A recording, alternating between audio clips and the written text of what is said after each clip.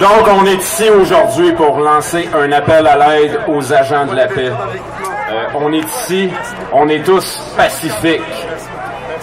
Donc, je voudrais commencer par dire merci à Alexandre qui était censé faire une marche aujourd'hui partir du parc Émilie-Gamelin, venir ici. Il a annulé sa marche et je tiens à lui en remercier. Je pense que c'est la bonne chose qu'il a faite. Merci Alexandre. Ensuite, oui, il y a des gens qui ont voulu créer de la division dernièrement. Je nommerai pas de nom, mais vous savez de qui je parle. Je trouve ça décevant de voir ça. C'est le temps de s'unir, les gars, là. OK?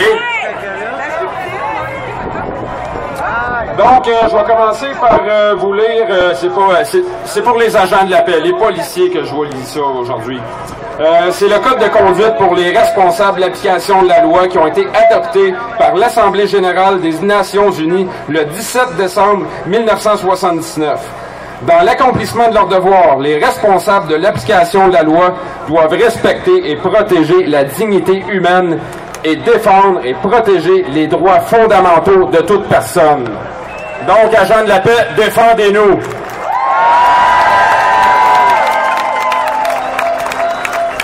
Les responsabilités des agents de la paix, le maintien de l'ordre public et la sécurité et la prévention et détection du crime. Nous autres, je pense qu'on a détecté quelque chose. Pourquoi pas vous autres, vous l'avez pas détecté? Outre leur devoir de respecter la charte dans le cadre de leurs fonctions, les agents de la paix ont aussi le devoir de prévenir et de protéger le public des violations de leurs droits et libertés. La base qu'ils servent, le public et la Constitution, leur réelle allégeance devrait se situer d'abord et avant tout à ce niveau. Le public vote et met en place un gouvernement qui a le même devoir. Il n'est pas au-dessus du peuple. Le pouvoir appartient toujours au peuple et les piliers légaux suprêmes demeurent la Constitution et la Charte. Quand un gouvernement manque à son devoir envers le peuple, il perd toute dignité, car il rompt son contrat pour lequel il a été élu. Les gouvernements viennent et partent à chaque élection. Mais nous, le peuple, la Constitution ainsi que la Charte, nous sommes là et nous demeurons là. Si le public ne peut compter sur les agents de la paix pour agir quand un gouvernement agit contre l'intérêt du peuple qu'il a élu, sur qui pourrons-nous compter à part nous-mêmes?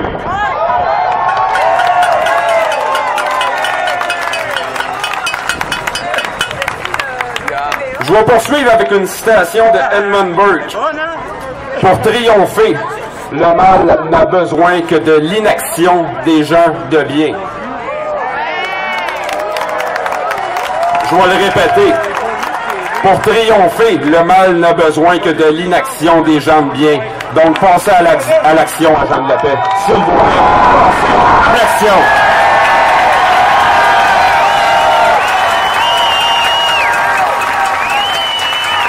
Chers sœurs, chers frères, fiers patriotes, nous sommes présentement devant le QG de la SQ aujourd'hui, suite à l'annonce faite mardi soir avec Alexis Cossette-Trudel, Dan Pilon, Steve l'artiste Charland et moi-même. Nous avons pris cette décision car l'heure est grave, très grave. Policiers, vous êtes des agents de la paix, pas les chiens de garde d'un gouvernement corrompu à la solde d'organisations mondialistes visant à instaurer un monde totalitaire. Une dictature dirigée par des psychopathes milliardaires.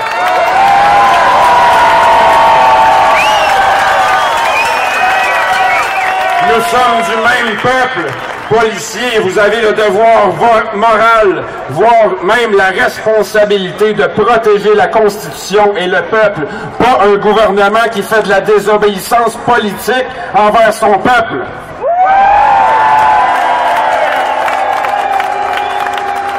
Nous sommes ici présents aujourd'hui. C'est un devoir de citoyen pacifique qu'on fait, nous, ici. Pas de la désobéissance civile.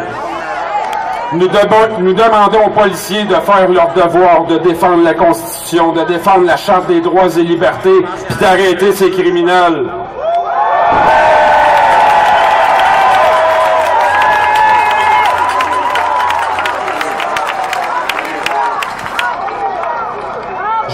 remercier du fond du cœur, vous tous, les policiers. Je sais très bien que vous faites un travail difficile et même très pénible parfois. C'est grâce à vous que l'ordre social est maintenu. Merci.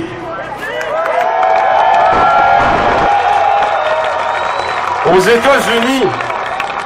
États-Unis, le peuple américain possède le 2e amendement pour se protéger face à un gouvernement tyrannique. Ici, au Canada, nous possédons dans la Charte canadienne des droits et libertés le droit de manifester. C'est un droit fondamental, ça. Donc, pour nous, manifester, c'est notre arme.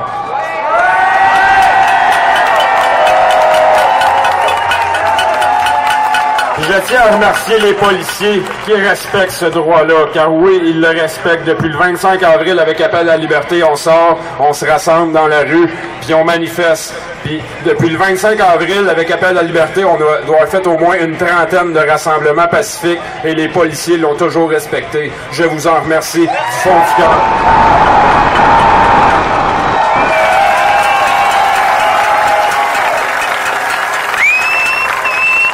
Donc, depuis ce jour, depuis le 25 avril, un climat de confiance s'est développé et bâti entre nous. Les policiers ont respecté les citoyens conscients et soucieux de dénoncer toute cette mascarade en manifestant pacifiquement.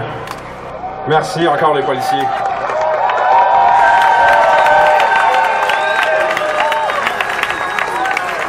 Depuis le 25 avril, j'ai serré des mains, embrassé des femmes puis des enfants. J'ai fait des câlins tellement de fois que je peux même plus les compter. Je suis en pleine santé parce que j'ai un système immunitaire et je suis toujours libre.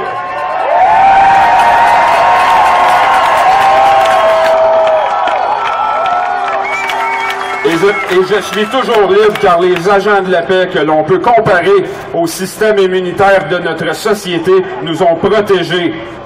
Je vous en remercie grandement. Depuis le début de la pandémie, le gouvernement de la CAQ a mis les Québécois dans un climat de peur. Ils ont financé les médias à coût de dizaines de millions pour qu'ils fabriquent de la désinformation, pour qu'ils véhiculent un message de peur. Ils ont incité la population à faire de la dénonciation. C'est dégueulasse. Ils ont même incité à la haine. Ils ont falsifié des certificats de décès. Ils ont plongé le Québec dans une crise économique sans précédent. Ils ont causé des traumatismes dans toutes les classes de la population et dans tous les secteurs de la société. Puis tout ça à cause d'une grosse grippe que personne n'aurait vu si les médias n'en auraient pas parlé.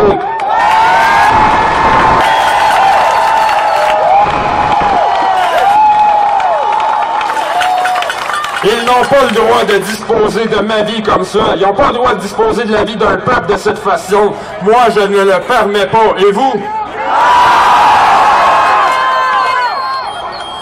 Le 26 juillet dernier, devant le Parlement à Québec, moi, Frédéric Pitre, annonçais que Appel à la liberté, Action citoyenne pacifique, aussi à titre personnel, en tant que citoyen souverain de ma personne et libre penseur, fondateur du mouvement citoyen pacifique, j'annonçais donc que nous mettions en demeure par huissier le poste du directeur de la santé publique, le poste du ministre de la Santé et des Services sociaux, ainsi que le poste du premier ministre. Je suis toujours sans réponse de leur part.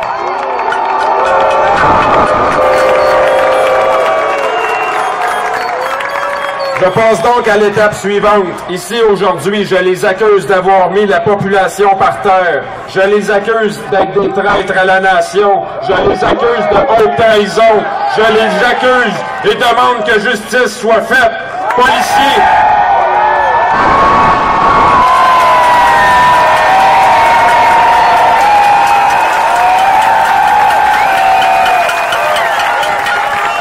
Policiers, faites votre travail, je vous le demande. Le peuple si présent vous le demande. On demande aux policiers de faire leur travail, s'il vous plaît. Faites-le.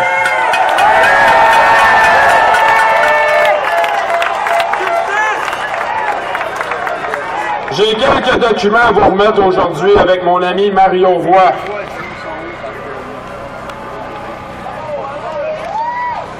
Ils sont ici les documents, je vais aller reporter ça à quelqu'un tantôt.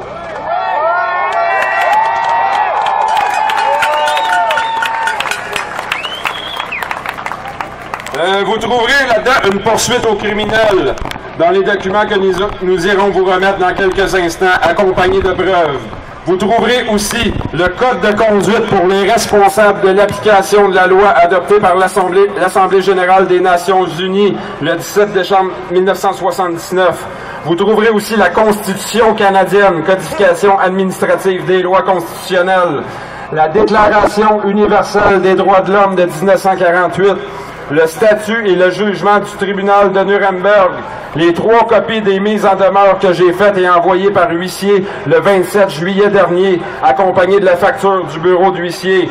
Vous trouverez la loi sur la santé publique, le projet de loi 61 et la Charte québécoise des droits et libertés de la personne.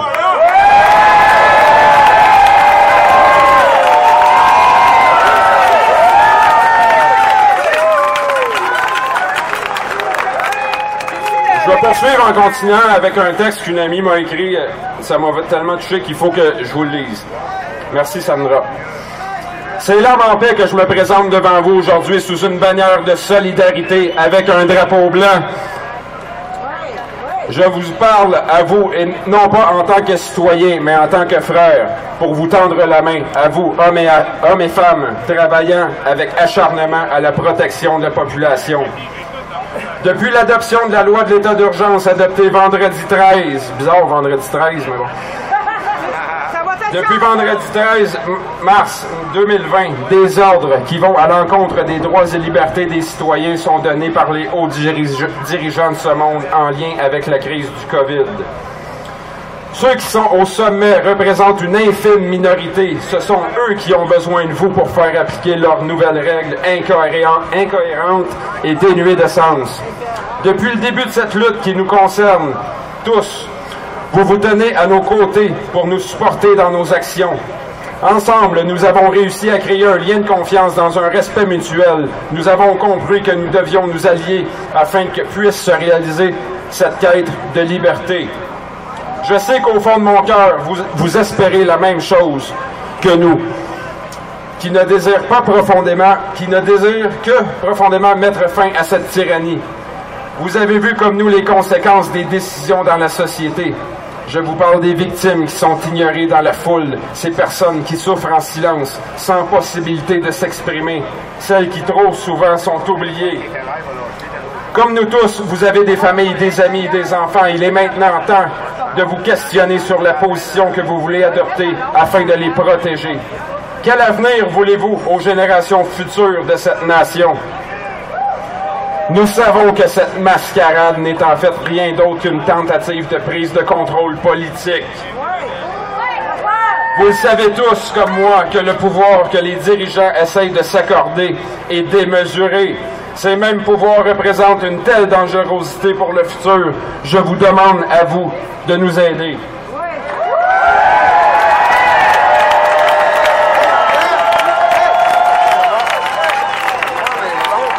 Chacun d'entre vous savez que c'est que d'avoir besoin d'un toit sur la tête, de manger, d'être en sécurité. Les agirs gouvernementales menacent l'équilibre de chaque individu vivant en ces terres. Votre propre sécurité est menacée par la privatisation des corps policiers. Vous aussi, les policiers, vos jobs sont en danger. Hein? Alors, regardez ça aller un peu. Faites vos recherches. Guilbeault veut réformer la loi sur la police. Dans cette réforme, elle inclut d'utiliser des effectifs dans le secteur privé pour effectuer des tâches qui constituent vos emplois.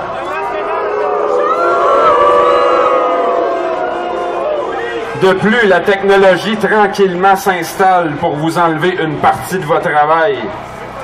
L'homme remplacé par des machines va déshumaniser notre civilisation si nous laissons tout ça se produire. Les personnes âgées dans le CHSLD ne méritaient pas leur sort. Ils ont dévoué toute leur vie pour construire la patrie qui nous appartient aujourd'hui. Puis ils sont morts dans des conditions atroces qu'aucun de nous ne souhaiteront à notre pire ennemi.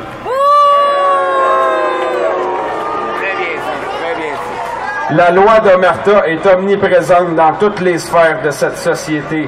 Chaque fois qu'un litige est commis, des âmes droites et vertueuses tentent d'équilibrer la balance de la justice. C'est un combat sans merci contre cette loi du silence. Ce n'est pas normal que ceux qui désirent faire les choses justement finissent immanquablement par se faire désister de leurs fonctions. C'est pas normal.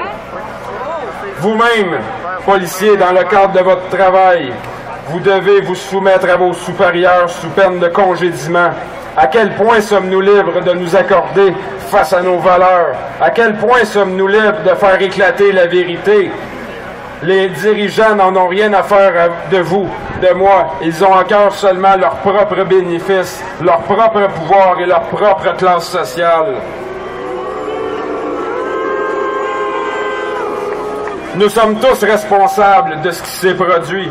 Ce qui se produit en ce moment même ou ce qui va se produire plus tard. Le gouvernement n'a aucunement l'intention de reculer sur les décisions qu'ils prennent. Ben moi, je leur dis, vous passerez pas.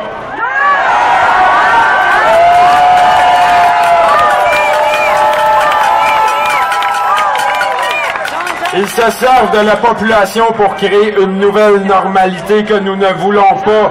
Une normalité qui déshumanise l'humain dans toute sa nature. C'est dégueulasse. La peur devient source de contrôle dans les mains de ceux qui sont mal intentionnés. Par tout ce qu'ils ont fait subir, les gens créent leurs règles qui sont grandement démesurées. Si nous prenons le temps d'analyser l'ampleur réelle de la situation versus ce qui nous est présenté en boucle dans les médias, la loi et des lois et des décrets sont adoptés sous l'excuse d'une crise sanitaire. Ça fait pas de sens. Les citoyens se retrouvent dans l'obligation de prendre position pour normaliser leurs voisins, amis et familles. Cela doit cesser. Il n'est plus possible de continuer à vivre dans cette folie. L'emprise gouvernementale s'installe tel un fauve qui joue avec sa proie. Nous sommes rendus au point de rupture de cette crise. Celui qui déterminera si la Charte des droits et libertés sera officiellement abolie pour laisser place à une dictature imposée sous le couvert des autorités sanitaires. La menace est réelle. La population craint pour sa sécurité. La loi sur la santé publique renferme des articles qui placent le gouvernement en position de force sur les citoyens. C'est votre devoir, agents de la paix, de protéger et servir la population devant un ennemi qui menace notre sécurité, notre intégrité et nos droits et libertés.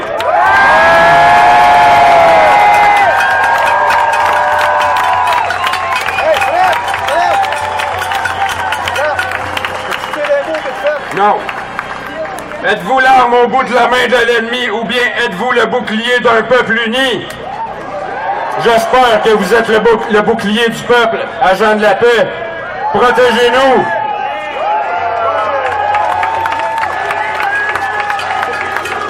Aidez-nous! Aidez-nous! Aidez-nous! Aidez-nous! Aidez-nous! Aidez-nous! Aidez-nous! Aidez-nous! Aidez-nous! Aidez-nous! Aidez-nous! Dans l'histoire, trop souvent les forces policières et des armées sont utilisées pour imposer une dictature ou faire régner le communisme, la terreur. Nous voulons éviter la guerre civile, nous restons pacifiques pour montrer notre bonne volonté. La colère d'un peuple abusé crie sa souffrance pour que puisse être renversé le courant de l'histoire. Jusqu'où allons-nous devoir aller pour faire respecter notre liberté? Moi, je suis prêt à mourir debout. Jamais je ne vais vivre à genoux.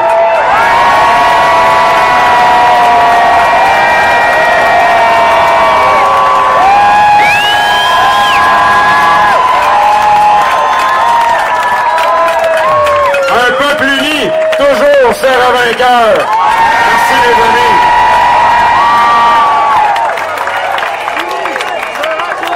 Maintenant, je vais vous présenter deux amis qui ont quelque chose à dire, Farid et Audrey-Anne.